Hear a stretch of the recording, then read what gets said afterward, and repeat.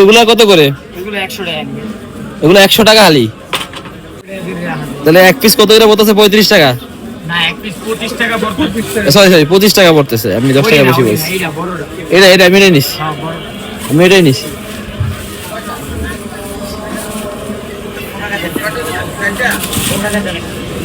টাকাটা লাভ হয় 2 টাকা।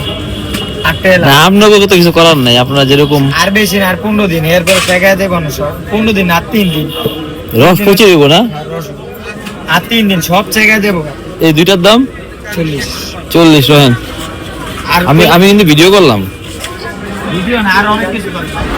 সত্যিকার অর্থে আজকে আমি লেবু কিনতে আসলাম। তো লেবু কিনতে এসে একটা লেবুর দাম যদি 25 টাকা হয়, তাহলে 4টা লেবুর দাম আসে 100 টাকা। তার মানে 1 কেজি চাউল 80 থেকে 90 টাকা। মানে 4টা লেবুর দাম 1 কেজি চাউলের দামের থেকে অনেক বেশি। তো এই ভিডিওটা করার উদ্দেশ্য হলো, যারা আমরা আসলে এই রমজান মাসে যারা সিন্ডিকেট বলে যে বিষয়টা আছে, এদের কারণে এই রমজান মাসে আমরা এই যে ভোগান্তিটা, এই ভোগান্তিতে পড়ি। তো না, আমি দুইটা নিলাম কত দিয়ে? তাইলে বুড়া পড়ছিল 40 টাকা। দুইটা 40 টাকা।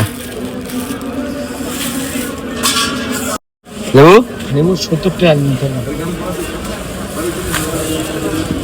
আর এটা 80 এটা 80।